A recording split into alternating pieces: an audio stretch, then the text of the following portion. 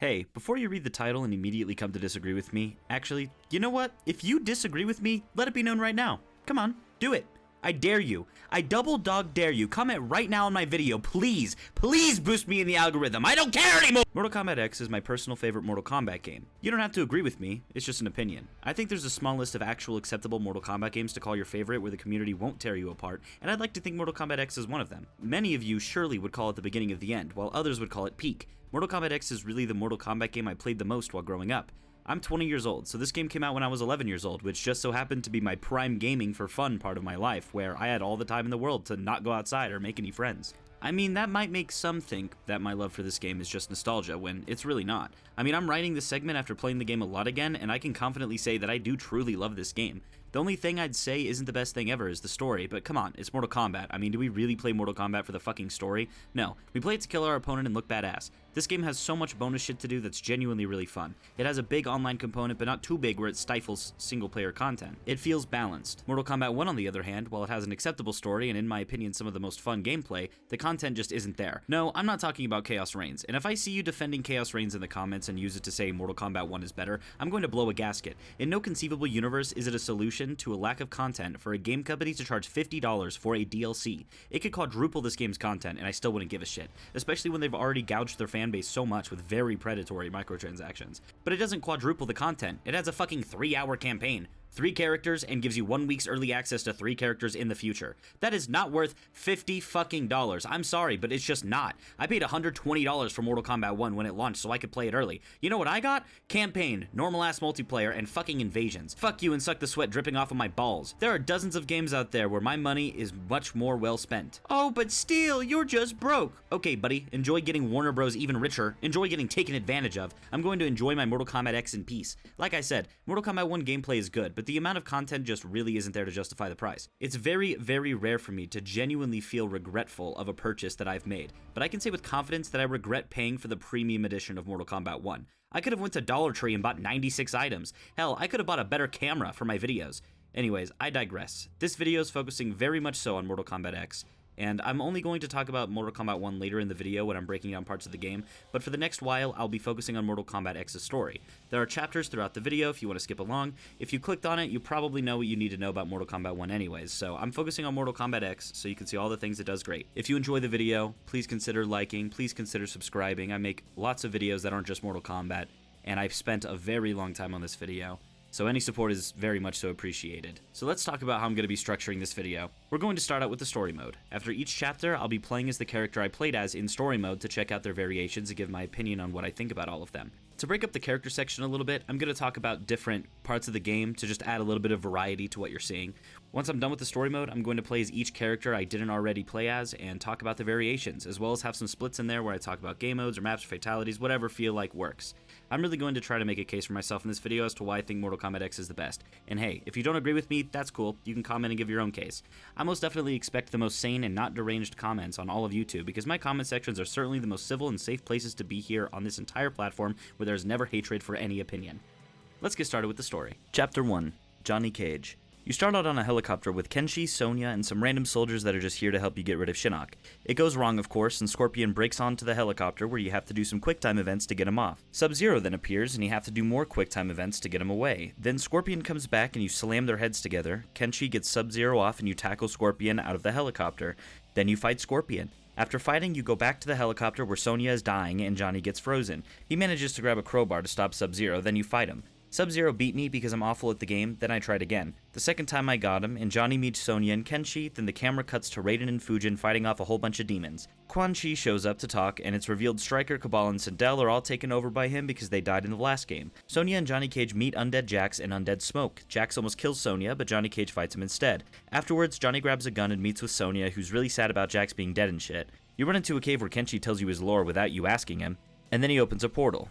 Raiden and Fujin show up and almost get grabbed by Shinnok coming in. Shinnok and Raiden argue and Shinnok makes his army go after them. Shinnok drags Raiden and Fujin towards him with his amulet, and Johnny Cage stops him from continuing. Johnny Cage and Sonya run up on Shinnok, but Shinnok throws Sonya away and then tries possessing her, and Johnny Cage saves her, then fights Shinnok. After defeating him, Raiden grabs Shinnok's amulet and puts Shinnok into it. Johnny Cage is very happy because he was called Johnny by Sonya. Then the story flashes 20 years later, where Takeda, Cassie, Jacqui, and Kung Jin are all talking with each other. Johnny gives them a mission to check out the Lin Kuei and see if they're still on their side. Johnny Cage initially joined the Mortal Kombat tournament for publicity, because of course he did, but Raiden believed him to be a hero. Raiden was correct. Him and Sonya had a thing going on, but then they split after their daughter was born. Now he works under Sonya, but it's okay, because he gets to see his daughter. Johnny Cage fighting styles, A-list. He can charge normal and special attacks for increased damage. It was definitely fun to charge up my attacks because they do hit pretty damn hard. Johnny Cage is fast as hell in this game despite being so old. I also did all of his fatalities on my A-list run, and I gotta say, Here's Johnny is really cool and the rest are just whatever. I beat the tower on this run. Fisticuffs. Gains fist bump, flashy combos, and normal attacks. While fisticuffs isn't bad, the main selling point is getting fist bump, which increases your punching damage, and you also get a move where you can just punch your opponent like crazy. I kind of prefer A-list because charging the attacks adds more to me than the fist bump move. I beat the tower again. Stunt double. You get a straight force ball, which is cool I guess, and rising shadow, but they don't really do much. And then you get mimic, which is cool because basically when you use a shadow attack, rather than Johnny Cage himself doing it, a second shadow comes out of him and does it kind of like noob, which is nice because you can't get attacked while doing that. However, it doesn't add any combos, which makes it a little bit lackluster to me. Overall, Johnny Cage is a really enjoyable character in this game, and he also has some pretty good skins. All his moves just feel so crisp and tightly put together, they flow super well, and his combos and special moves are really good.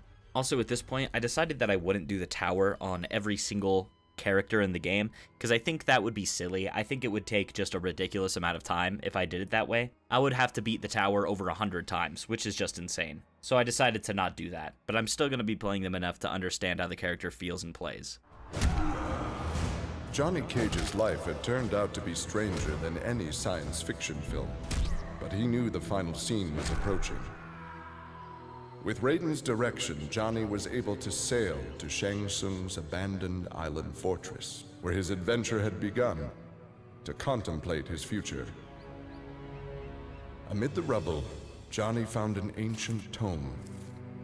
Its pages revealed that Shang Tsung had unraveled the secret to Edenian long life. Johnny Cage's retirement would have to wait.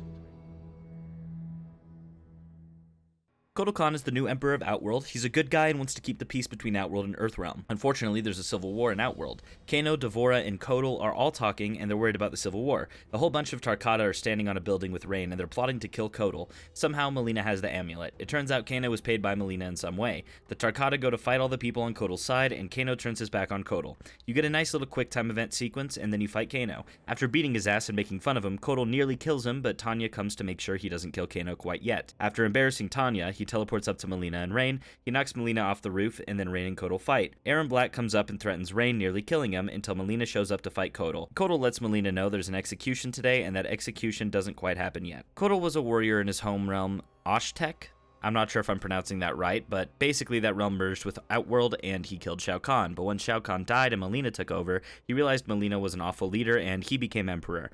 Now Mileena is trying to take over again. Fighting styles. Sun God. This is a pretty cool variation. Essentially what he gains is various moves that give him buffs, as well as a choke move that's pretty good. Blood God. You summon some totems. The crystal one gives you damage, the obsidian one makes you take less damage and gain more super meter when getting hit, and the blood depletes the opponent's meter when you attack them, as well as gives you health when it runs out. It's a pretty cool one, and I like how you can summon the totems pretty much wherever for a quick buff. War God. This one is probably my favorite. You get a whole bunch of different sword attacks that hit hard and feel very satisfying to hit. Really, it works well for me since I like being more of an offensive player rather than use buffs and whatnot, since my puny brain can't handle thinking about buffs. Kotal Khan is a pretty fun character. He's pretty tanky and slow, but he hits like a truck. Design-wise, I honestly think he looks pretty badass, even though I know some other people don't like it. Kotal Khan returned to Outworld determined to rebuild his forces. But Raiden defeated him in a surprise attack and claimed dominion over Outworld. Desperate, the Emperor called upon the Elder Gods to aid in preserving his sovereignty. They granted his request, invoking the most sacred of contests. Now, once every decade, Kotal Khan must enlist his greatest defenders to face Raiden's challengers in mortal combat.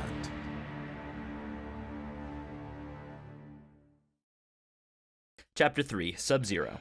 The Special Forces are yapping about how they will get to Sub-Zero, then it cuts to Sub-Zero looking badass on his ice throne where he's told there are 4 intruders. As the Special Forces are about to attack, Sub-Zero walks outside and kneels to a statue, and as Cassie is trying to explain why they're there, Sub-Zero has his men surround them. Jin is a dickface and decides it's time to fight, so Sub-Zero and Cassie fight. After beating her ass, Takeda wants a turn. Then Jacqui wants some too. After the fight, she gives Sub-Zero a few good hits, and then Kung Jin begs for Sub-Zero to butt-fuck him next. The 4 combat kids are all tied up, and then Sub-Zero freed them, and Sub-Zero reveals that it is a training exercise to come here, and he has no intention of killing them.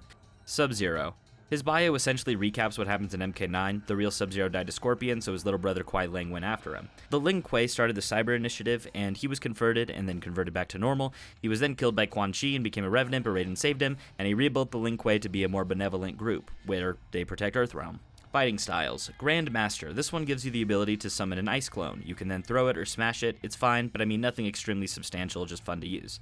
Cryomancer. You get to use some ice weapons. This one is also fine, but nothing insane. The Hammer Smash specifically feels great. Everything else is just a little so-so to me. Unbreakable. This one gives you an ability that buffs a couple of attacks and reduces damage, and another ability that makes an ice wall that freezes your opponent. Nothing insane either.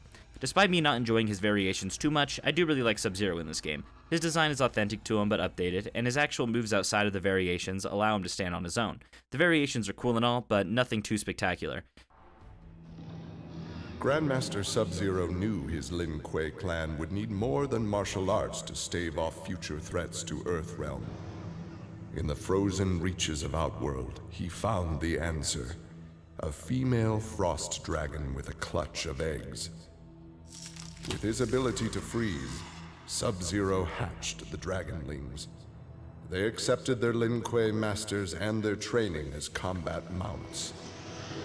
With a force of dragon riders, the Lin Kuei's ferocity became legend. None dared risk conflict with Earthrealm. Chapter 4, Kung Jin. Arriving in Outworld, Kung Jin says that they aren't an ally to Outworld, just a non-violence pact. Erron Black asks them why they're here. He doesn't believe them at first, but Kung Jin convinces him to take them to Kotal. The guy is about to get executed for petty theft, and Kung Jin finds it unfair and intervenes. Erron confronts him and they fight. Kung Jin is pleased with himself that he won, then Ferra and Torr show up to fight. You do a few quick-time events so the game can be sure you're still watching, and then you fight them. After they're defeated, some Outworld guards show up with Devorah. The other Special Forces members are giving Kung Jin shit for defending the thief, and the game cuts to a flashback where Kung Jin breaks into a Liu Kang and Kung Lao shrine to steal a little green statue.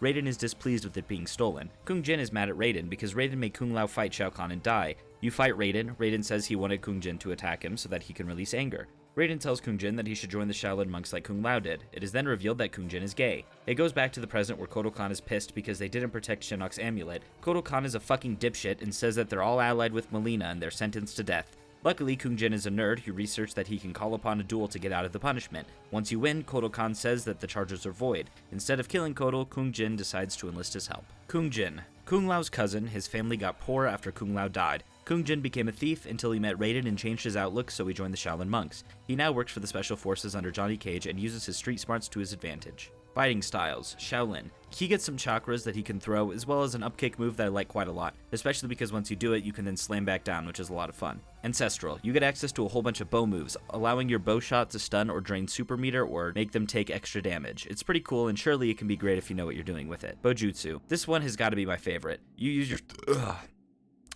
your staff to get a whole bunch of extra moves that feel great and hit great. Really a lot of fun to use. Kung Jin is a solid character in this game. He feels fantastic to use, his variations are pretty cool, but his design is a little bit mid to me.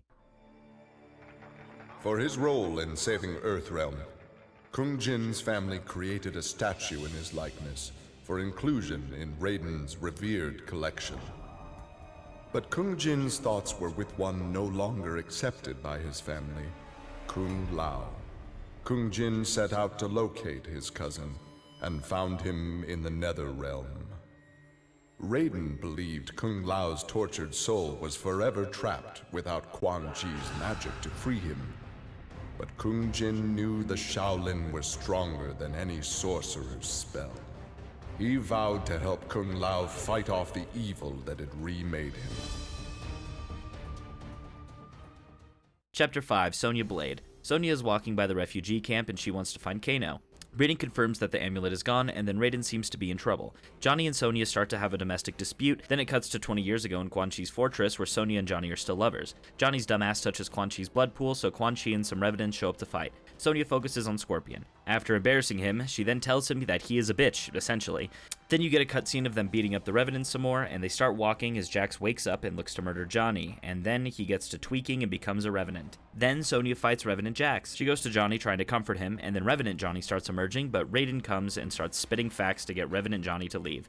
Sadly, Quan Chi is a buzzkill and Sonya kicks his ass. She also then stomps on his ballsack, which is a fate worse than death. Raiden frees all the Revenants from their spell like the goat that he is. Quan Chi disappears and then it's back to modern times. Sonya is explaining to Li Mei about Kano. She notices Kano chilling with the refugees being hidden, and then he reveals himself. Johnny talks Sonya out of killing Kano. Sonya has been through a lot, helping save Earthrealm a long time ago and marrying Johnny Cage. Apparently though, she has a problem opening up and wasn't a great parent and instead focused on her career. Now she has to talk to her family again due to the new Outworld issues.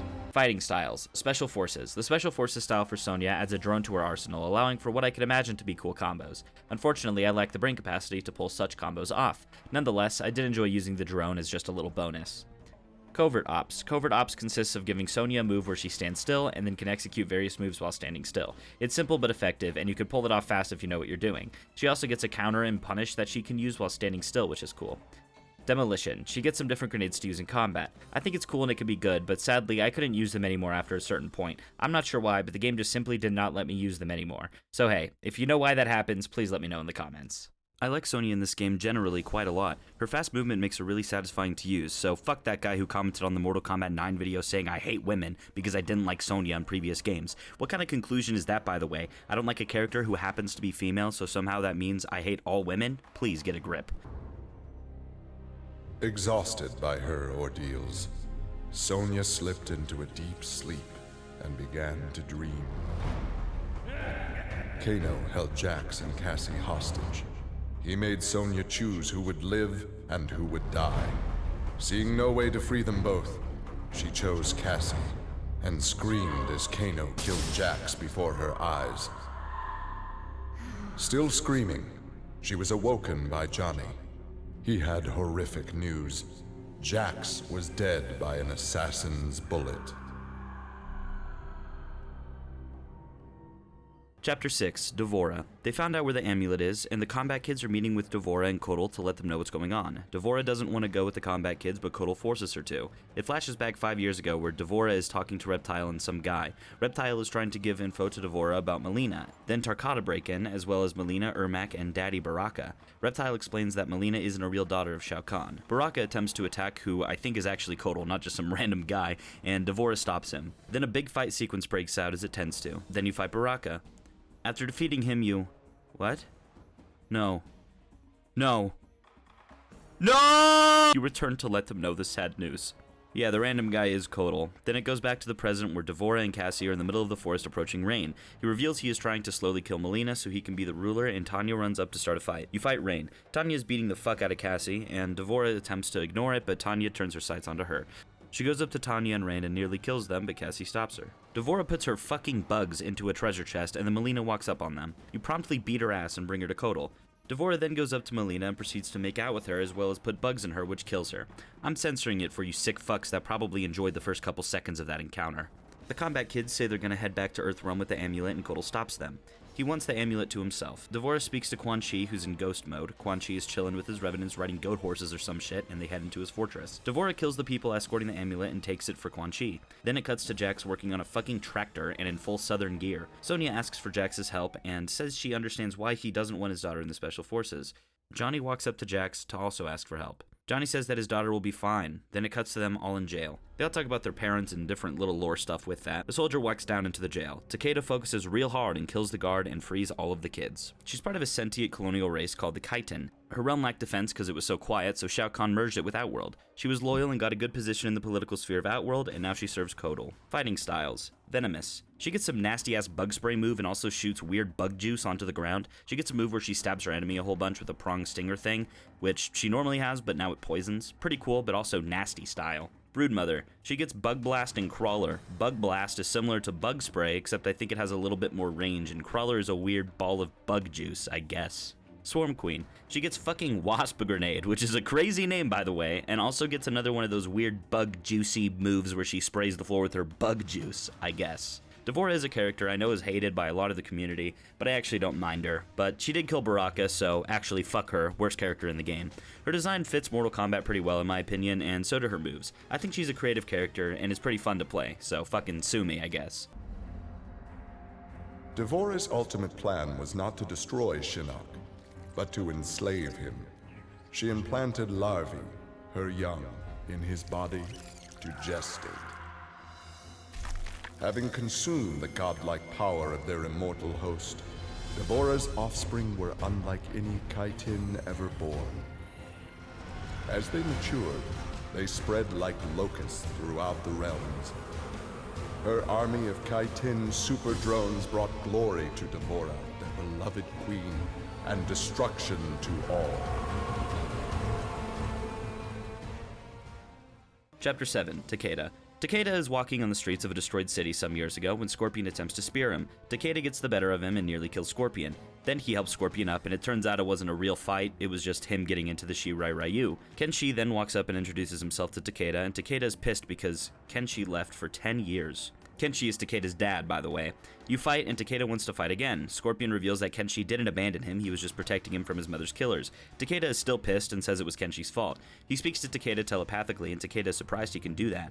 It cuts back to modern times where the Kombat kids see Erron Black, Reptile, and Ermac talking about the fact that Devorah killed the guards and took the amulet. They think that the Earthrealmers are on Devorah's side for some reason. You get a whole bunch of quick-time events that last way too long, and then you fight Reptile. Then you fight Erron Black. Ermac is fucking decimating the other Kombat kids, so Takeda comes to stop him. I fucking hate fighting Ermac with every goddamn fiber of my soul. Once you finish taking them all out, it cuts to Kotal being sad that Devorah betrayed him, and they for some fucking reason still think that Devorah is friends with the Earthrealmers. I don't know why they don't clarify, hey, we're actually not with Devorah on this. We didn't ask her to steal the fucking amulet, but whatever. He's the son of Kenshi. When his mother died, Takeda sent him to work with Scorpion to become a skilled fighter. Kenshi never visited to say hi or check in or anything. He reconciles with Kenshi, but he still has abandonment issues, which makes it hard to be a Special Forces member. Fighting styles. Ronin. He gains attack with some little dual blades, including a counter, which is pretty cool. You also get some combos that involve his blades. He has this one where he throws a little thing on the ground, and then when you activate it, it'll hit your enemy upwards, which is pretty cool. Shirai Ryu. He gets some attacks that are clearly inspired by Scorpion, and by inspired, I mean they are practically the same animations and just a tiny little bit different. And the spear is just a full attack and not a stun move. So kind of like Scorpion's spear in Mortal Kombat 11. It's alright, but a little lazy for them to just give him Scorpion attacks and call it good. Lasher. You get some pretty cool attacks with your big whips that are pretty satisfying to me. It's probably my favorite fighting style because it feels the most unique and in my brain matches the character the most. Takeda overall is a pretty fun character, I would say. However, he's mainly only fun with the Lasher fighting style. I'm just not a big fan of his other moves, and I also find myself not caring about him too much as a character in general. His design is fine, but nothing special. With Shinnok defeated, Takeda and his father set out to find his mother's killer, a member of the Red Dragon clan. Special Forces tech enabled Takeda to locate the clan's base and disguise himself and Kenshi as they infiltrated their ranks. Deep within the mountain stronghold, Takeda discovered an actual dragon, a prisoner of the clan. The creature used its magic to divine the murderer's name, then transport Takeda and Kenshi to a faraway cave. There they discovered a man encased in a stalagmite.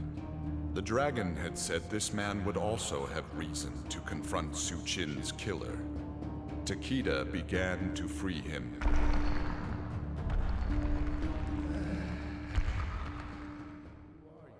Chapter 8. Jax. Jax talks to the Kombat kids about Devorah. He's in the Nether Realm with Kenshi trying to find Quan Chi, I think. Jax is apparently here just to guide and be around, but obviously he's going to fight because there's a whole chapter dedicated to him. The Special Forces are lined up to shoot at Quan Chi and his Revenants. A big fight breaks out. Who would have predicted? Jax runs up on Revenant Kung Lao to fight him. Jax grabs a gun and is about to shoot at Revenant Liu Kang and Quan Chi, and then Sindel screams at him. She tries to send him falling into some lava, but he grabs her down with him and she wraps her hair around the rock to keep them hanging up. She drags them both back up and they fight. Kitana is beating up Serena, and Jax pulls up and fights Kitana. Jax talks to Kenshi and Serena about the aftermath, and Jax decides to go after Quan Chi and the Revenants. Liu Kang and Jax are talking with each other, and Jax walks up on them to fight Liu Kang. Jax walks up to Quan Chi and fucking sends him to the moon. Jax is a Special Forces member 30 years ago, but he died in combat. Quan Chi resurrected him to do his bidding, and eventually Quan Chi was defeated and Jax was sent back to normal.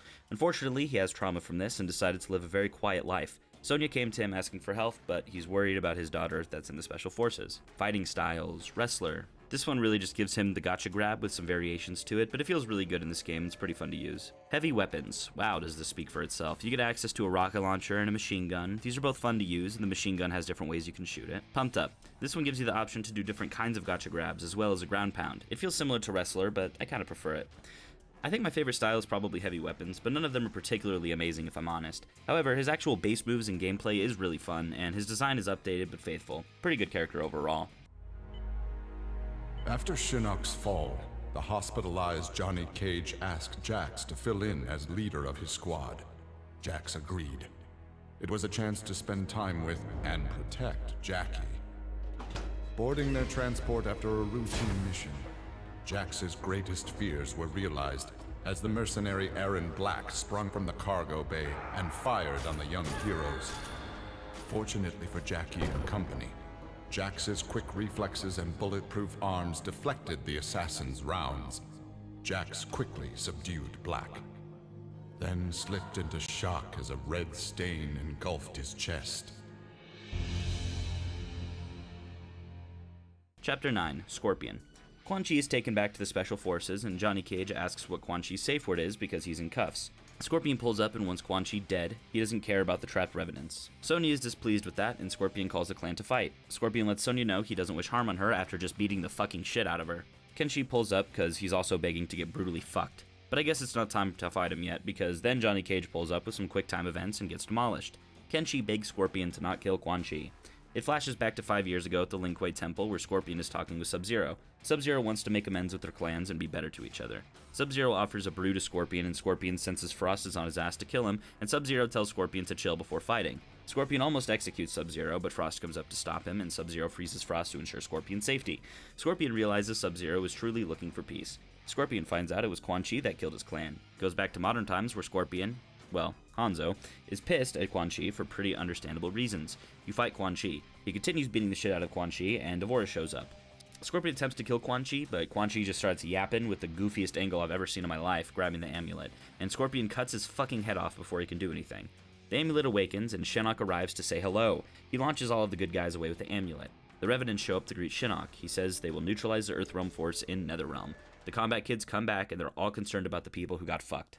Scorpion. This bio seems just a little bit outdated considering where we're at in the story, but basically he was possessed by Quan Chi at some point, and now he's not, and wants to kill Quan Chi for killing his family. Styles. Inferno. You get 3 different minion attacks, which is basically just minion charge, minion drop, and minion grab. They're all attacks that just summon a little minion that's disconnected from Scorpion, and it attacks the enemy in different ways. Ninjutsu. He gets basic combo attacks that allow him to use a sword. It's nothing crazy, and it's alright. Hellfire. You get a fireball move, a damage buff move, and a move that just burning your enemy from the ground. It's pretty good in multiplayer, not as good against AI, but it's still fun. It's pretty impossible for me to dislike Scorpion. He's a quintessential character, and I love him. I really do. He's always fun in pretty much every game. His design is solid, of course. His moves are still fun, and his styles are good for what they are, too. Remorse for his role in resurrecting Shinnok weighed heavily upon Scorpion's soul. His desire for vengeance had brought Earthrealm to the brink of destruction. Scorpion offered to perform harakiri to atone for his offense. But Raiden suggested a more productive alternative. Instead of death, Raiden sentenced Scorpion to life. He imbued Scorpion with a small portion of the Jinsei's power, linking him to Earthrealm's essence. Scorpion and his Shirai Ryu clan would protect the Jinsei and Earthrealm forever. Chapter 10, Raiden. Rai Cho is chillin' and drinking from his flask as he normally would. Raiden shows up and happily greets Rai Cho.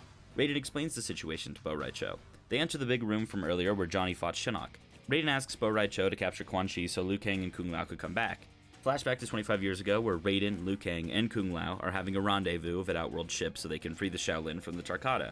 Devorah and Baraka talk about not harming the prisoners. The 3 good guys fight the bad guys in yet another fight sequence, then you have to fight Daddy Baraka. After defeating him, Devorah wants a taste of defeat as well. It cuts to modern day where Raiden is just chilling in, like, the aura, and Rai Cho is taken away by Shinnok, and what looks to be stunned by an amulet. The Revenants and Shinnok approach Raiden, and they are ordered to not kill him, but to trap him. He's pushed around in circles and gets sick of it, and they beat the shit out of him.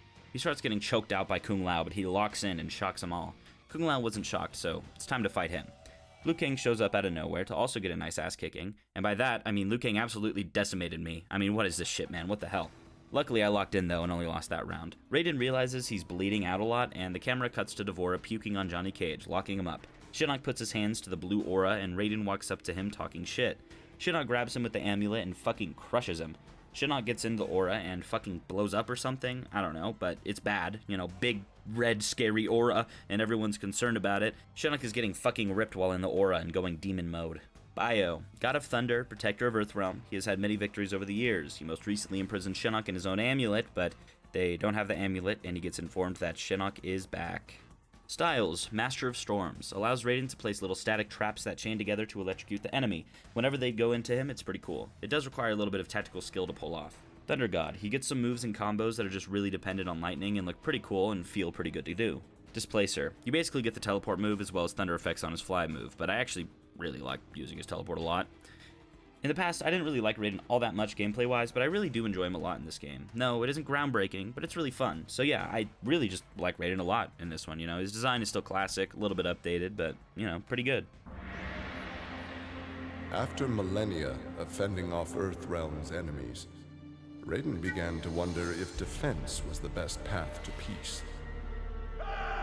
In a change of tactics, Raiden and the Shirai Ryu attacked Kotal Khan's armies before they could rebuild.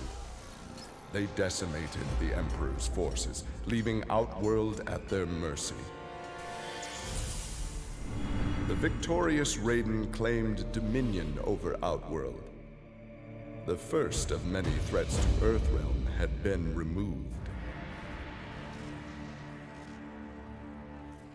Chapter 11, Jacqui Briggs. The combat kids are in an airship talking about how they're the only ones who can save the world right now. They see the red aura and get scared, so Jacqui lands the ship. There seems to be some kind of romantic tension between Jacqui and Takeda. A portal opens up and Kotal comes out of it with soldiers here to capture the kids. They run away and hide in the woods. Some bombs start going off because the kid's locked in. Reptile pins down Jacqui and he spits into Takeda's eyes, so Jacqui fights Reptile. She runs to the aid of Takeda and thankfully he's able to see, and yeah, no, definitely he wants Jacqui. Ermac goes after them, shooting green orbs, and she claims Ermac to fight. Ferra shows up out of nowhere and is ready to fight as well. Takeda tries to explain to Kotal Khan that the situation is different, but Kotal doesn't want to listen like a fucking hardhead dumbass, but Jacqui manages to explain it to him. But he decides that he doesn't want to help Earthrealm at all, and decides to fight Jacqui instead and work for Shinnok. Erron Black and more guards pull up and have them surrounded. They're all about to attack, but the goat Sub-Zero shows up to help them all out. Bio. She's the daughter of Jax, and Jax doesn't want her to join the Special Forces after what happened to him. She joins anyways, because she wants to help defend Earthrealm and exact revenge on those that hurt her dad. Styles. High tech. She uses the special little fancy gauntlets on her arms to do various electrical attacks. Fun to do and kind of remind me of Raiden, especially because of the particle effects. Shotgun. Can you guess what this variation gives her? Want to leave any guesses in the comments below? Any chance you have any idea of what this one does? Yeah, it does exactly what you think, but it also gives you a combo called back shots, which is pretty funny. And because I love back shots, you know, especially from Barrage. Full auto. The name describes one aspect. You get a full auto bullet thing from your gauntlets like Jax's SMG, but you also get a rocket low and high attack, which is pretty fun to launch your enemies with. I enjoy playing as Jacqui quite a lot. She gets some inspiration from Jax, which is assumed, but also she does stand on her own and feels enjoyable to play. I really love how fast she is. After his incursion into Earthrealm, Kotal Khan had become a prime target of Special Forces surveillance. Jacqui Briggs was assigned to monitor his activity. Jacqui followed Kotal Khan to an equatorial jungle, where he entered a hidden pyramid. Inside, he retrieved a glowing crystal skull. Jacqui attacked the Emperor and raced away with the object. Jacqui was praised for her work, but couldn't help thinking her interference was what Kotal Khan had wanted all along. Chapter 12, Cassie Cage. The kids are listening to the Revenants talking about killing the Elder Gods. Takeda starts falling and reveals their location to the Revenants. Cassie chooses Sindel to fight. Jacqui is trying to bring Takeda up, and he nearly falls to his death, but saved. Kung Jin is getting his ass kicked by Revenant Kitana, but the kids step in to help. You fight Kitana, then go to help out your fallen comrades. The other Revenants see them and start running towards them. Then it shows Shinnok still being all powerful and demonic and shit, with Johnny all roped up with bugs on him. The bugs are burrowing into him, which is pretty awful. Devorah sees Cassie and Kung Jin and fights Cassie. She defeats Devorah and lets off a one-liner like her dad would, and then it cuts to Takeda and Jacqui fighting the Revenants. Then she tries freeing her dad, but Johnny Cage tells her to defeat Shinnok. After defeating Shinnok, you get a cutscene of her beating the hell out of Shinnok some more. Raiden wants to be put into the Jinsei, which I didn't know the name of earlier, but that's what Shinnok was in that made the world bad, and he wants to be in it to save the world. Raiden's energy is focused on the Shinnok, so he gets reverted back to normal. The Revenants leave, and Takeda and Jacqui walk together, moaning and groaning. The dialogue is super corny, but whatever. Raiden is actually still alive, and Kung Jin helps him while Cassie reunites with Johnny. Sonya comes in and calls Johnny Johnny, so he's happy about that again, and it seems that they are making up. Then the credits roll, and there's an after credits sequence that shows Raiden isn't concerned with defending Earthrealm. He also wants to take over other places. Shinnok's severed head is presented to Liu Kang and Kitana. Then more credits. Bio. She's the daughter of Johnny and Sonya, so she has a lot of traits from both. Her mother is her commander, though, which can make her start to have some self-doubt. Fighting styles. Spec Ops. You get some rockets you can rain down on your opponent. You also get the American Way move, which is a salute, and I don't know exactly what it does other than that. Hollywood. She gets some moves and combos that are inspired by Johnny, most notably the Nutcracker. It's alright, but nothing crazy. Brawler. You just get some takedown moves that are cool, but don't add a whole lot in my humble opinion. Cassie is a cool character. I like her personality and how she gains aspects of both of her parents. She plays nice, but her variations don't do too much for me. Hollywood's probably my favorite, but that's just because I'm a Johnny Cage enjoyer.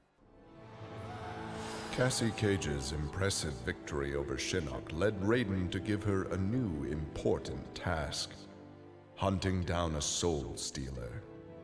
Cassie did not have to be told that the suspect could be a resurrected Shang Tsung. Having tracked him from the site of his last known assault, Cassie confronted the withered old man. He fought desperately but was ultimately defeated. As the old man lay dying before her, Cassie asked his name. With a mixture of sadness and relief, he whispered, "Shujinko."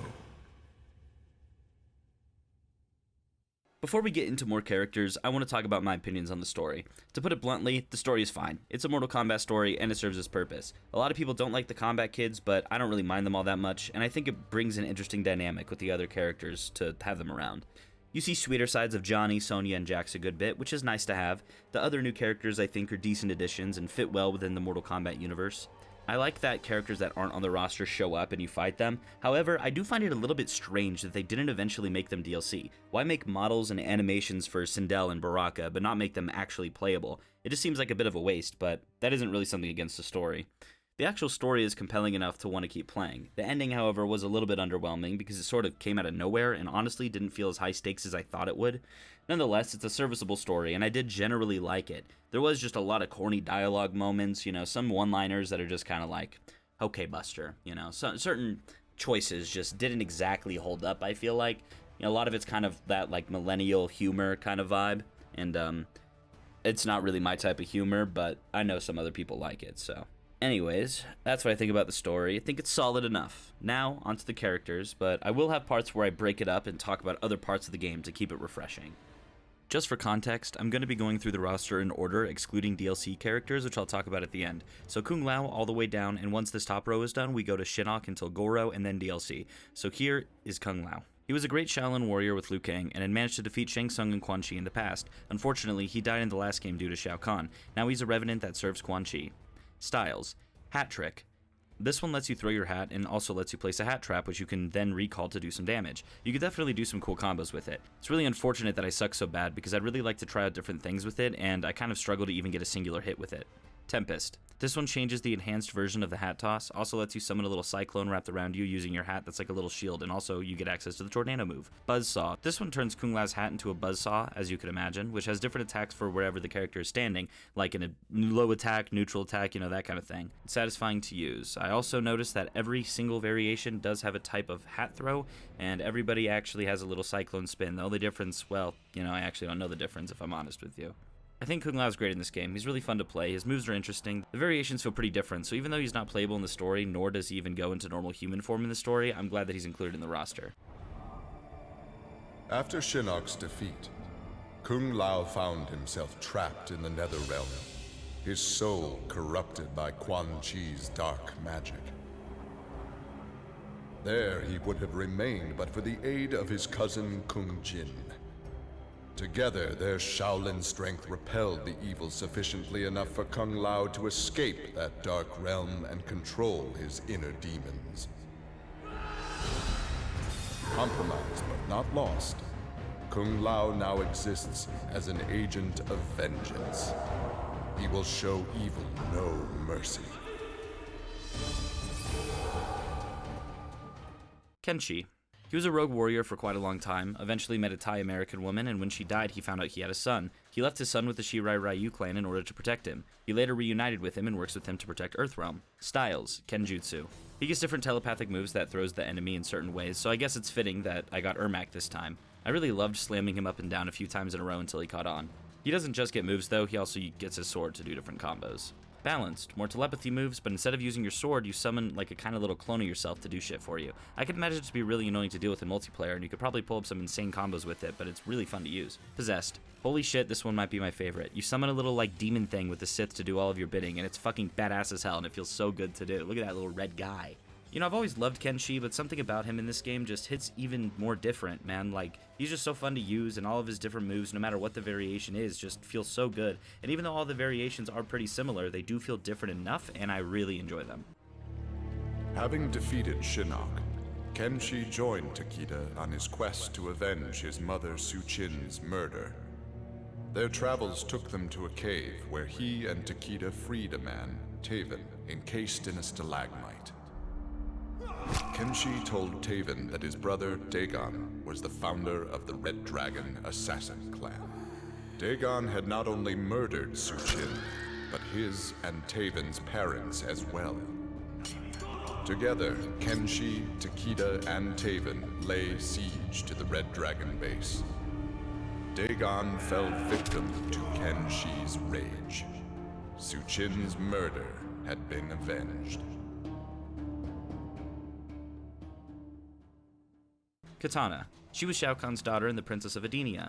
Kitana was not as harsh as Shao Kahn wanted, and Shao Kahn created clones of her. When she learned this, she rebelled. She fought against her father when Outworld attempted to invade Earthrealm, and she died in combat and became a revenant for Quan Chi. Styles. Mournful. Mournful is fun as fuck. She gets some bow moves as well as the shadow kick. That's basically just like Johnny Cage's shadow kick, except it doesn't have the green animation, but it's still cool. The glaive is also cool. Royal Storm. Oh yeah, this is that shit. This one's better than the last one in my opinion. Her moves involve her fans more and they're so fast it just makes it really fun. Assassin. I mean, this one's cool. She gets a damage buff move as well as a strike move, or she just runs on the enemy and stabs them a couple times, which is alright, but it's just not a whole lot to add for an entire variation. Just gets a parry move as well, but you know, it's just a parry move, so nothing insane. Kitana found herself walking the streets of a magnificent, shining city. This was Edenia, a realm freed from Outworld, and Kitana was its beautiful queen. This was the timeline unaltered by Raiden. Earthrealm had been destroyed by Shao Kahn, but Kitana had survived Armageddon and united the other realms to destroy him. Long-lasting peace was the result. Kitana awoke from this vision to find herself in the Nether Realm. She was not the queen of Edenia, but a revenant of hell, and she hated Raiden for it. Mileena.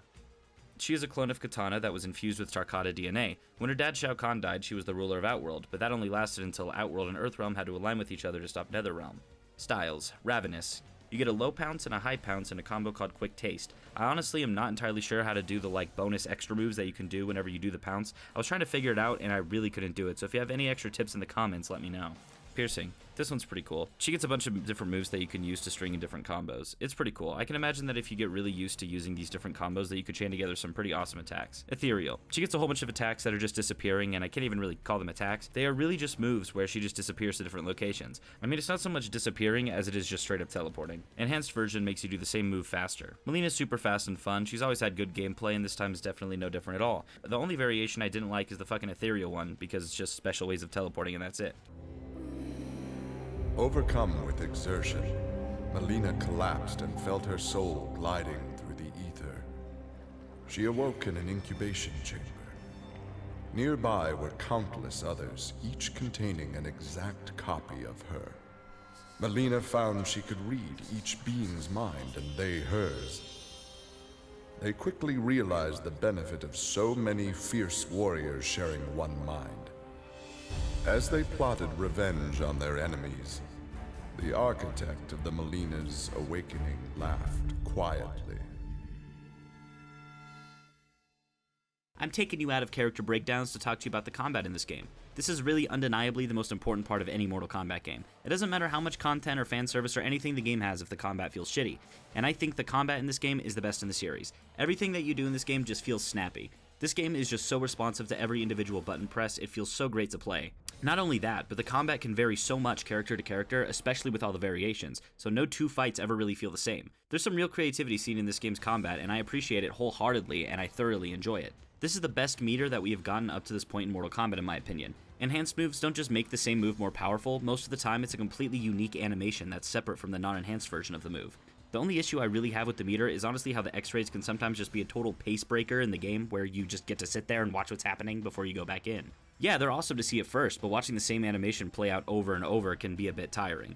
The variations can be a little bit overwhelming, and I'm willing to bet the vast majority of people have not tried out every single variation this game has to offer. Some of the variations can be a little bit lackluster, where they don't really add much to the character, and you're better off just using a different variation. I will still commend NetherRealm Studios for making so many options though. Aside from the variations, each and every character has so many moves it's insane to me. There's a fuckload of combos and special moves for every character in this game, and if I talked about all of them for every character, this video would just be ridiculously long. Not to mention that there's combos that players have discovered that aren't simply just listed and are absolutely insane, and can be used to just decimate your opponents online. Like, I can't even enjoy the online portion because I just get caught in an unblockable combo and get slaughtered. That's a skill issue though, so I don't hold that against the game, and most Mortal Kombat games are like that. This is also something I will commend Mortal Kombat 1 for. I really do enjoy the combat in Mortal Kombat 1 wholeheartedly, and I'd say the cameo system is a cool addition that can really vary gameplay, but I honestly kind of would have liked to have seen variations come back in some way. It doesn't have to be in a big way, but just something maybe more akin to the 3D era where you get multiple fighting styles that you can switch between in-game. It is, however, a double-edged sword because it's much easier to find out who your main could be without having to sift through variations like crazy. I think the optimal way to have variations like this is if instead of 3 variations for each character, they made it 2 variations. That way I think it's a lot less overwhelming to the player, and it can ensure quality for the variations. I can't really put Mortal Kombat 1 or MKX above one another in terms of combat, but my personal opinion is Mortal Kombat X, and I think that part does come down to personal preference. Anyways, back to the characters. Shinnok. Quite a long time ago, Shinnok and Raiden were fighting with each other. This is because Shinnok wanted to have reality all to himself. This caused the Elder Gods to trap him in the Netherrealm. He escaped 25 years ago, but Raiden and Fujin managed to trap him back in his own amulet. Now the amulet is out of Earthrealm hands. Styles. Necromancer. Shinnok gets some cool, like, little skeleton hand moves, and they take a little bit of time to actually activate, but I really like them a lot. I don't know what it is, but I've really enjoyed all of the kind of telepathic moves that characters have in this game. Imposter. You get the ability to vent, and you get ability to steal power from your opponent, which damages them and gives you a damage buff. Bone Shaper. You get lots of different moves that use your Bone Scepter, and it's pretty cool. You get a whole bunch of combos and a whole bunch of moves, which is pretty nice. Shinnok as a character has always been just a big goober to me. He's just a bad guy for the sake of being a bad guy, and he also looks kind of silly. However, his moves and variations are cool, but the imposter isn't great in my opinion. Earthrealm belonged to Shinnok. It became the staging area from which he would finish his war on the Elder Gods, which began eons ago. The Elder Gods had lied to the denizens of the realms. They were not individual beings, but merely parts of a greater collective known as the One Being. Shinnok would merge the realms and awaken him. Whole once more, the One Being devoured the Elder Gods. Shinnok watched with satisfaction. This reality had finally come to an end.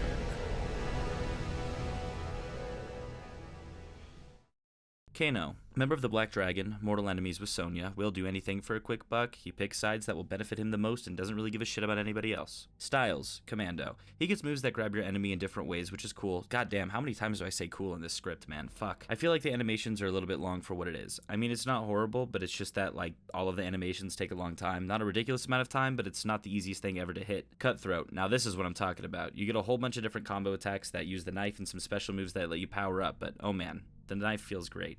It has great sound effects. I love the blood effects, big fan of the cutthroat style. Cybernetic. I really like this one too. You get combo moves that use laser eyes, which is pretty awesome, and some simple special moves like a little knife throw, but it's pretty good. I really like it. Kano is really fun in this game. I just don't understand why you would ever want to use the commando. The other ones are a lot better, at least they're a lot more fun. Kano had always been a survivor, But even he would one day succumb to fate. His ideals of ruthless terror would die with him, unless he could pass on his methods to a new generation. Combat, weapons, high-tech sabotage, torture, all would be part of the curriculum. But before his students could learn his techniques, Kano would beat the weakness out of them. They would understand, or die trying. Kano's first pupil? His own son. Class was now in session. Erron Black. His origins are unknown. He was born in Earthrealm but somehow made it to Outworld. He's been a gun for hire for a long time and doesn't care about helping Earthrealm. Styles. Marksman. You get a little rifle. It's pretty fun to use. I really like chaining together some of the different shooting moves. I love just sitting in the corner and shooting the gun over and over again. Gunslinger. This one you use a little revolver, and the big move of it is that you do a little standoff where you just stand there and then you press the button to do a certain move, like highs and lows and whatnot, which I think is pretty cool. Outlaw. This one is a lot more hands-on than the other ones. You get Tarkata blades, which you can use in different combos, as well as a couple moves associated with it. It's pretty cool, but the whole thing with Erron is that he's a cool gunslinger, so I think they should have done like another gun thing with him and then save the style for someone else. Erron Black definitely shines with Gunslinger and Marksman, especially in multiplayer back in the day where I just got absolutely blasted up my booty hole by Erron Black players. He's fun though, and I like him. Nearly 150 years ago, Erron Black had been hired by Shang Tsung to assassinate an Earthrealm warrior. In return, Shang had slowed Black's aging process. He could therefore afford to be patient. If an employer wanted someone dead, they would be in time. A team of young Earthrealm warriors had caused Erron Black's current employer, Kotal much inconvenience. With the patience of a viper, Black eliminated them all. Liu Kang. Earthrealm champion, winner of 2 Mortal Kombat tournaments in a row, but when Shao Kahn invaded Earthrealm, he disagreed with Raiden on how they should handle it, and ended up getting himself killed by Raiden. Quan Chi collected his soul, and now he is a Revenant. Styles. Duelist. I'm gonna be honest. I see that you can switch between yin and yang and whatnot, but my attacks just kind of go through my opponent. I mean, there's obviously something I'm missing here. I'm just not really sure what it is, though, so please let me know in the comments. Flame Fist. This is the one that destroyed me back in the campaign, because you get a damage buff move, and pairing that with a windmill punch just makes it ridiculously overpowered. He also gets a fireball move. Dragon's Fire. This is the classic Liu Kang variation. I say that because you get the access to the bicycle kick, which you get access to as well in a different variation, but you also get access to the dragon kick and fireball, which is exactly what Liu Kang's classic moveset was. I've never been the biggest Liu Kang enjoyer, but he's still fun in this game because every fucking character is fun in this game. With Shinnok defeated, Liu Kang explored the Nether Realm, a world that, without Shinnok's controlling power, had descended into chaos. Liu Kang was no sorcerer or elder god, but his fighting skill was more than enough to beat Netherrealm's demons into submission. Liu Kang realized that Netherrealm was his for the taking, and that ruling appealed to him. He would assume Shinnok's throne and ponder the conquering of other realms. Ermac. He was created by Shao Kahn by fusing a bunch of souls together. He still serves the Emperor of Outworld no matter who it is. Styles. Spectral. So the big thing you get is being able to ascend into the air, and you get a whole bunch of different attacks that you could do while you're in the air. My issue is I struggle to even get into the fucking air before I get my ass kicked. Mystic. Now this is the shit. You get Telefling and you get Telechoke. This is the Ermac that I was looking for and that I enjoyed playing the most. You already know how I feel about telepathy moves in this game. Master of Souls. You get moves that essentially trap your enemy, and you also get a vanished move, which makes you invisible until you go. It's chill, but it's not telepathy, which I like a lot. Ermac is a character that I don't love, but I don't hate. I really like the Mystic variation. Master of Souls is alright, but I really did not like Spectral. Alone once more, Ermac searched the labyrinthine corridors of Shao Kahn's old fortress, searching for the source of a faint voice calling to him. Suddenly, a wisp of dust brushed his chest, wrenching free one of his many souls.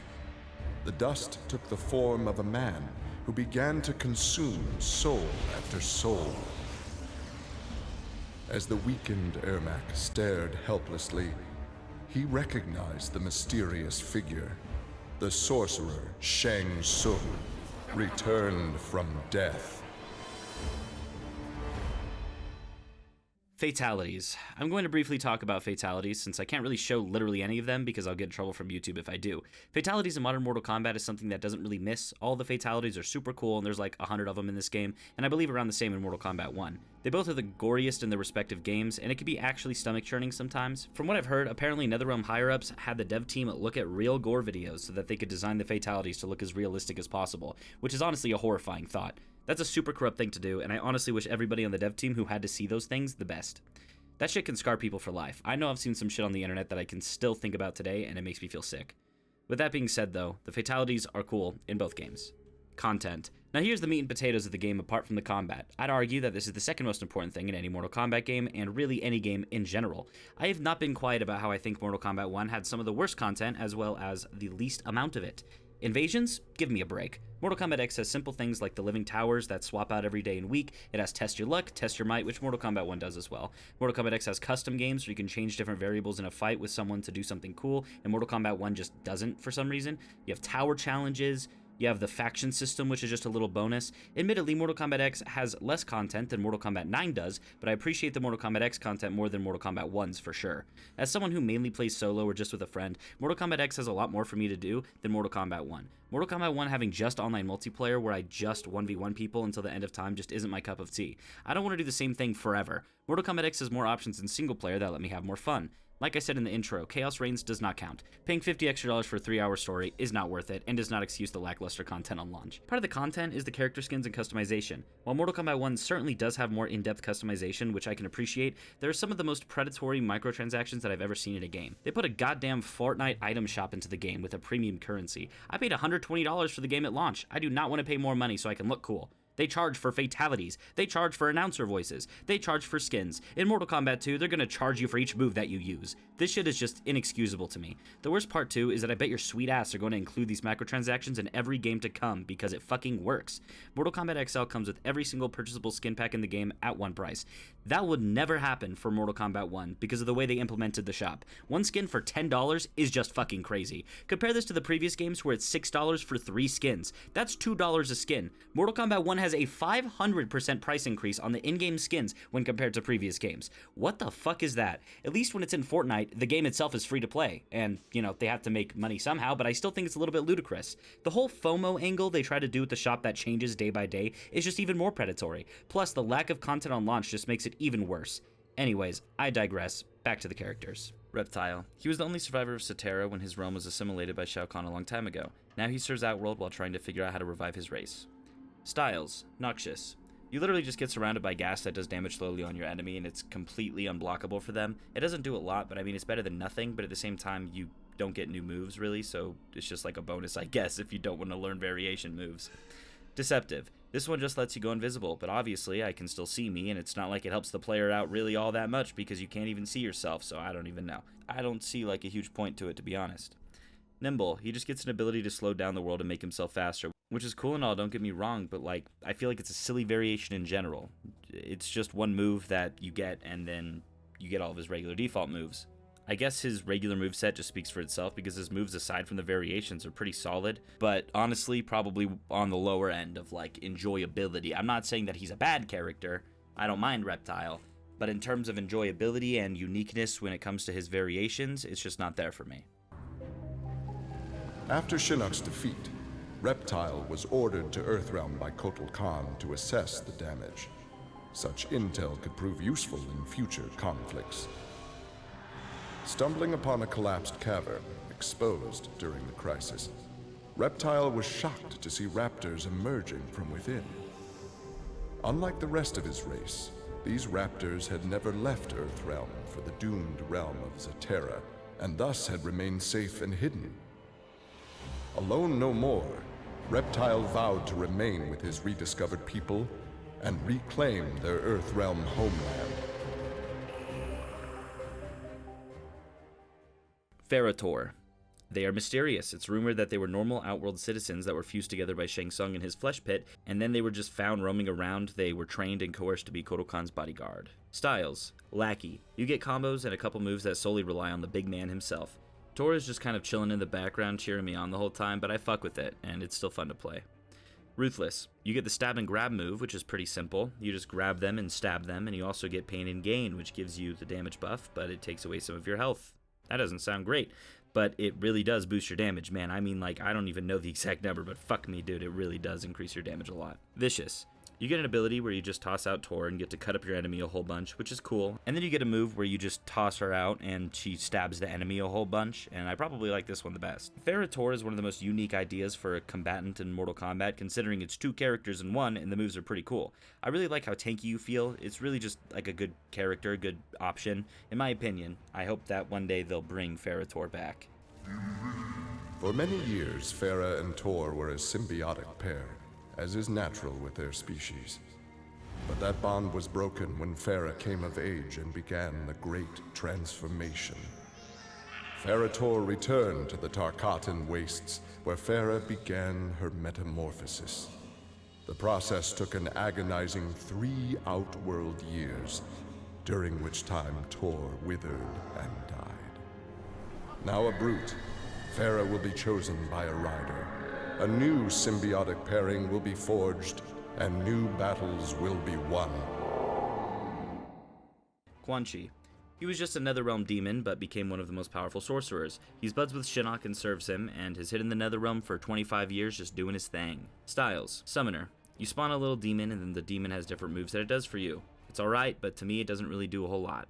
Sorcerer. You make a few different spell circles that do different things to buff you, but it's kinda underwhelming to me. I don't really like the ones where your enemy has to stand in a very specific little spot for it to do anything. Warlock. Yeah, this one I fuck with. You spawn different portals for your attacks, and it does a whole bunch of different shit. The portal kick is super goofy, but I like it. Quan Chi has always been poop in my opinion, just as a character and concept or whatever, but I don't hate him in this game. I certainly don't love him though. Quan Chi had long been a servant of Shinnok. His role in freeing him from imprisonment had not gone unnoticed by the Elder Gods. Shinnok was no longer a threat, but Quan Chi's actions had given rise to a new power. After much deliberation, the Elder Gods contrived a plan to rebalance this power before it grew further. Free will was burned from Quan Chi's soul and replaced with a single directive. He must kill Raiden. Goro. He leads the Shokan. He was the winner of the Mortal Kombat tournament 9 times in the past, but was stopped by Liu Kang on the 10th. The Shokan didn't take sides in the Civil War, so they were outcast. Styles. Tigrar Fury. I love this fighting style. Holy shit, it's fun. He gets Flame Ball, which is chill, but also Dragon Breath and different Fireball moves that are just so enjoyable. Plus, Goro feels powerful as fuck, as he should. Kuatan Warrior. This one you get a ground slam move as well as a charge move, and I fuck with them both a lot. They really fit Goro as a character because he's just so big and menacing. Dragon Fangs. He gets blades on his hands and moves that go along with that. I do really enjoy it, honestly, quite a lot. My only issue is that it doesn't really feel like it fits him as a character because he has 4 arms that I think are powerful enough on their own and he doesn't need a blade. However, it's still very fun to use this style. I've had my gripes with Goro in the past, but never as a playable character, just as someone who fucking kicked my ass back in the first Mortal Kombat. However, he's just so fun to play in this game and I can't help but love the big fucker. The Shokan had become outcasts for refusing to aid either side in the Outworld Civil War. But with the conflict over, Prince Goro decided to re-enter the political landscape. Kotal Khan's armies were weak from years of battle. Mileena's rebels were scattered. It was an easy matter for the Shokan to seize control. The newly crowned Emperor Goro had his rivals exterminated. No Aztec, Khitan, Edenian, or Tarkatan would usurp his throne.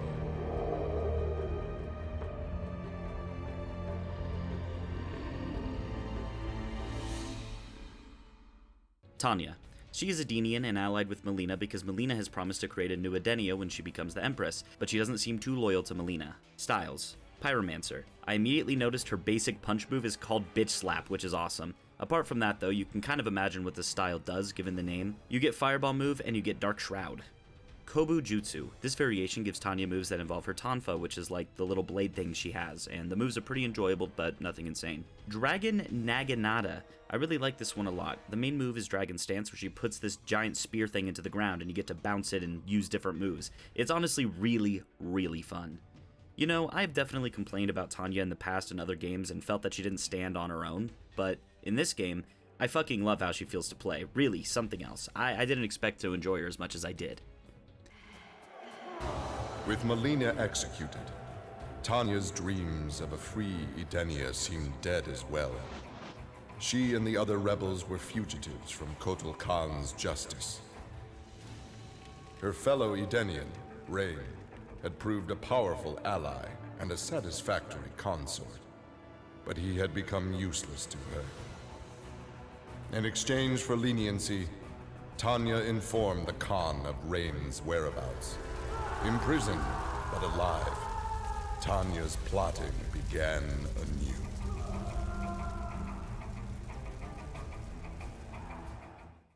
Rai Cho. He was born in Outworld but helps Earthrealm. He's a great teacher and helps some of the greats become skilled warriors. He's also a raging alcoholic, which the bio decided to not mention. Styles. Bartitsu. God, I forgot how much I missed this guy. This variation gives you moves that utilize his staff, and they are pretty goddamn fun. I also did a brutality on accident, and he farts at the end after you do it. Dragon Breath. He gets fire moves, which seems to be quite the theme in this game, because most of the characters get a fire move in one of the variations. I can imagine that he spits fire so well because of all of the alcohol that he drinks, so he could just put a lighter to his mouth and it's all over. Get this man his keys. Drunken Master. He gets some moves where he's just being a drunk guy, and this one is super fun as well. His combos are just something else, man. Rai Cho has to be in my top 5 favorite Mortal Kombat characters. His personality is fantastic, and he's a genuinely sweet guy. His moves are hilarious and really effective. This man is truly alcoholism final boss. Having learned that Outworld was now protected by the Mortal Kombat tournament, Rai Cho returned to defend his homeworld. He was no friend of Kotal Khan, but no realm deserved subjugation. Rai Cho began training Outworld warriors for the fight to come. With Rai Cho's fighting skills and leadership, Outworld repelled the Earthrealm aggressors. His former friend Raiden had been denied. Tremor. He has the powers of an Earth Elemental. He is part of Kano's Black Dragon clan. Styles. Crystalline. As you can imagine from the name, this variation gives Tremor moves that involve crystals, and his arms are all crystalled up. It's pretty fun to use. Aftershock. He gets moves that are relatively similar to the last one, except this time instead of crystals, it's straight up rocks. And I mean, not even rocks, it's just like chunks of earth. Metallic. This one is really just like the other ones, except with metal and lava, so I don't really have anything to say about it. Tremor is a character that originated from Mortal Kombat Special Forces, so just for that fact alone, I shouldn't really enjoy him. But I do enjoy him. It's just unfortunate that I feel as though his variations feel just the same. There could be differences that I just don't know about. Let me know in the comments. Standing over Shinnok, Tremor reveled in his power. Much had changed since the Black Dragon's excursion to the Dream Realm. Kano had sent Tremor's team there to retrieve a psych bomb to be used in Kano's theft of Shinnok's amulet. Exposure to that realm had increased Tremor's power and expanded his mind. He would evolve into an Earth Elemental, a demigod whose power would rival that of Raiden and Fujin. Triborg. After the cybernetic Lin Kuei fiasco ended, the Special Forces found an old database with Sector, Smoke, and Cyrax on it. Once they brought it to life within Triborg, it killed everybody and now wants to kill every human. Styles. Smoke. This is basically the character Smoke, well, Cyber Smoke to be exact, because Triborg is the 3 main cybernetic Lin Kuei characters from the previous game. I will say that is fun, and that is all. Sector. Sector has always been one of the most enjoyable Mortal Kombat characters for me, and I can say I definitely still enjoying playing with his moves in this game. Cyrax. I also quite like him as I do Sector, and if I'm honest, I might even like him more in this game. I can imagine that timing his little bomb to do different things could be really, really cool. Triborg is fucking awesome. It's literally 3 characters in one, which is just a great idea to me. Each variation is quite literally another entire character, and that's sick as fuck. I enjoyed Triborg a lot, and I'm thankful for the inclusion. After destroying Shinnok, Triborg turned his attention to the Special Forces. General Blade and the others fought valiantly, but their human weaknesses led to their inevitable defeat. Now with access to the SF computer network, Triborg used it to interface with the Lin Kuei storage drives from which he was spawned. He saved the brainwave data of dozens of his Lin Kuei brothers and sisters to the SF servers. The SF laboratories provided the materials necessary for Triborg to create cybernetic bodies for each one. Soon the downloads were complete. The Cyber Lin Kuei had been reformed. But because Sub-Zero had forever sullied the clan's name, Triborg decided to begin anew. He would henceforth be known as the leader of the deadliest clan in all the realms, the Takunin. Krypt. On my second channel, I'll be uploading an unedited video exploring the Krypt with all of the coins that I earned throughout making this video, but I will still talk about it here. I love the Krypt in this game. I love the Krypt in every Mortal Kombat. You know what Krypt I don't like? The Mortal Kombat 1 Krypt. Because there is no fucking Krypt. You know what we got instead? Fucking gambling. Just a static screen where we press a button for random shit. None of it is even useful shit. In Mortal Kombat X, the Krypt contains fatalities and skins and brutalities and shit, while you're charged real-life money for that shit in Mortal Kombat 1. The MKX Krypt also has some light puzzle-solving sequences, which makes it get even closer to being another game, which they expanded upon more in Mortal Kombat 11. I fuck with the Krypt. The Krypt has always been a huge selling point to me in Mortal Kombat, and it adds so much character and enjoyability for me, and that's completely lost in Mortal Kombat 1 in favor of gouging its fans. I was really hoping that after Mortal Kombat 11, that Mortal Kombat 1 would come out and it would have an even more in-depth Krypt, but no, I get to go fuck myself. For me, this makes the replayability of Mortal Kombat 1 just fall to the floor. There's way less incentive for me to go and grind the game if I don't have this cool alternate space to spend my currency. So yeah, fuck Warner for doing this shit. Maps. There's a wide variety of maps in this game, and most of them are pretty similar to each other. However, in this game, they are a lot more separate than they were in previous Mortal Kombat games, because there are things in the stage that you could directly interact with, such as the old lady in one of the stages, such as a monk that you get to throw at your opponent, such as big barrels of like lava or some shit that's just hanging out for some reason. There's flames in the hand of Sub-Zero's fortress that you can throw at your opponent, and small things like that are really cool. Plus, most of the stages have walls that you can run up off of so that you're not stuck in a corner forever. And there's also other things like vines in some of the stages. I really love the stages in this game quite a lot, and they actually do feel a little bit different from each other, which is something that you couldn't really say for a lot of other Mortal Kombat games. But that's really all I have to say about the maps, is that they're really great, they're very aesthetically pleasing, and I like them a lot. So back to the characters. Alien. The Xenomorphs came to Outworld a long time ago, but the eggs were dormant until a Tarkatan soldier grabbed an egg and it burst in his face. Alien emerged from this Tarkatan's body and now roams Outworld. Styles. Tarkatan. The name tracks because you get moves that Baraka had. Super fun, and I'm happy that at least Baraka got some moves in this game, so it's like he's still with us in spirit. Acidic. You get moves involving acid, as you could imagine, which is cool because it does chip damage slowly whenever you spray your enemy with the acid. Conjurer. Alien calls in some friends to help him out, including a facehugger, which is pretty awesome. It's very true to the character in this form. Alien actually used to be my main back in the day because there were some spam attacks that I liked using a lot, and I still love him now. I think he's a really good guest choice, and he's super enjoyable to play. The alien tore through Shinnok's flesh, reducing him to a bloody pulp. The creature then returned to its nest in Outworld. It continued to venture forth looking for suitable hosts for use in establishing a new hive. The alien found more than a few intriguing species and dragged them back to its lair. Once a queen had been spawned, the alien's new hive multiplied quickly and spread unchecked throughout the realm. Emperor Kotal attempted to save Outworld in a desperate final attack on the alien's main nesting ground. The attack failed. Outworld belonged to the aliens. Jason. I think it's funny that they didn't even try to tie him into Mortal Kombat lore. It just gives a bio of Jason as a character in the movies. Yeah, so I mean, he drowned as a young boy and his mom killed for revenge. Then, when she was killed, Jason emerged from Camp Crystal Lake and he just kills like crazy and is essentially immortal. Styles. Unstoppable. A big part of this is that every round, whenever you die, you don't actually die. You get struck by lightning and get resurrected like that.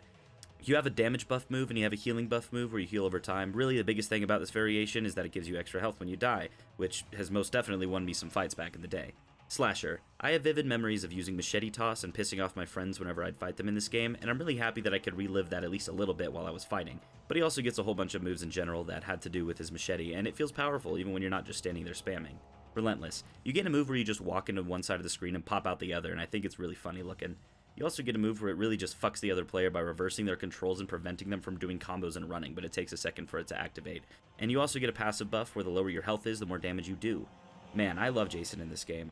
I love all of his animations and how he just walks fast instead of running or anything like that. He's just this big menacing being like he is in all of the movies, which I've seen every single one of.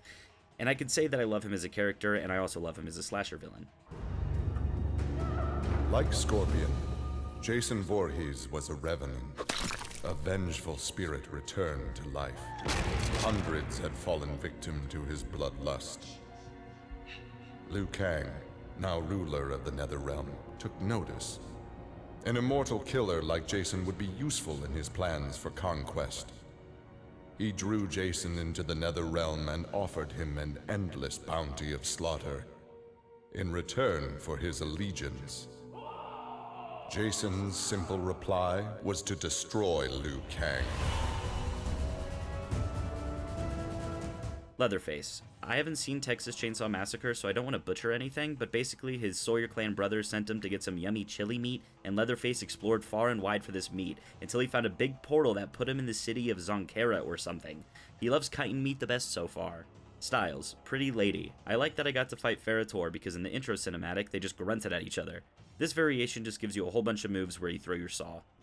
Killer. You get access to the Berserker stance, which gives you moves you can activate after you go into your stance, and I fucking love all of the sound effects with the chainsaw and the way it just impacts the enemy. It's great. Butcher. You get many moves that allow you to use the chainsaw, and I just love the sound design with it, and the way that your enemy reacts when they're getting chainsawed is awesome. Leatherface is a pretty cool character in this game. I love the way that he skulks around the same way that Jason does. I think my favorite variation is Killer.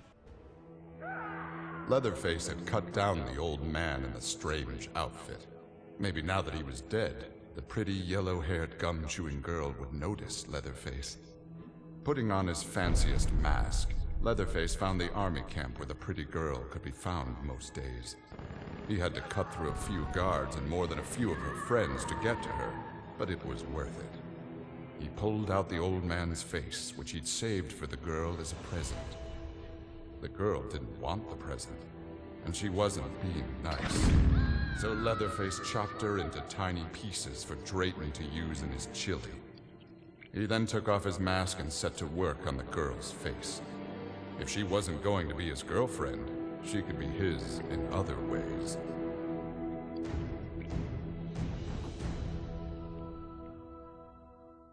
Predator. He's not here to be powerful or rule over the realms. He more so just wants to hunt everybody down and keep them as trophies. Styles.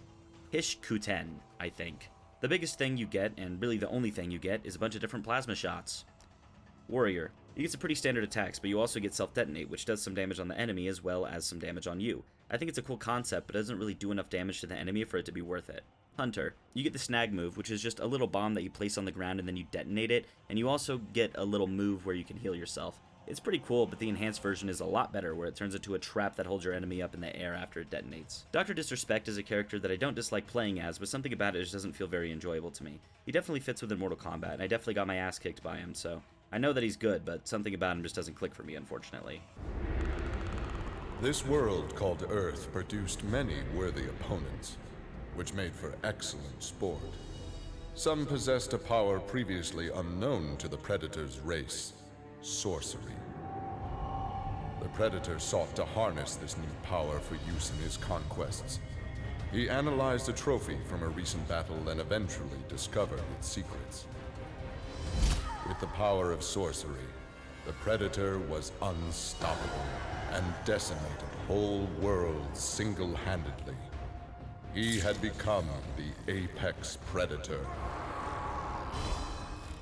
There you have it. Every single character in Mortal Kombat X talked about, as well as played with all of the variations. Roster. This is the last aspect I'll be talking about. The roster in Mortal Kombat X I think is pretty great. You have new characters that I personally like, you get the classics, you get cool guest characters, just a great roster overall. Yeah, there's some stinkers, but there is in every Mortal Kombat game. The designs are some of my favorite in the series as well. This works for Mortal Kombat 1 too, where I think the roster is pretty damn good and the cameo characters are cool to have as well. Not too much to say because I think both do a pretty solid job of character choice, even though I do prefer Mortal Kombat X just because they added new original characters. Meanwhile, Mortal Kombat 1 didn't add a single new character to the series. Guests don't count, by the way. Here we are at the end. My Mortal Kombat X experience was fantastic, to say the least. I genuinely enjoyed playing this game damn near the entire time I was making this video. Mortal Kombat X just has so many things going for it that Mortal Kombat 1 just doesn't. I don't think Mortal Kombat 1 is a bad game, I really don't, but I think Mortal Kombat X is better, and I think that it's the best in the series. This is my favorite Mortal Kombat game, and I will die on that hill. I'm giving this game a 9.5 out of 10. This game still isn't perfect though, like I have some gripes with the variations, but generally I think it's really good. Anyways, thank you so much for watching this video. Please like and subscribe if you enjoy. I don't do only Mortal Kombat, I promise you that. The majority of what I do isn't Mortal Kombat, so if you would like to, please check out other videos that I have on my channel. Thank you for watching, and have a good day.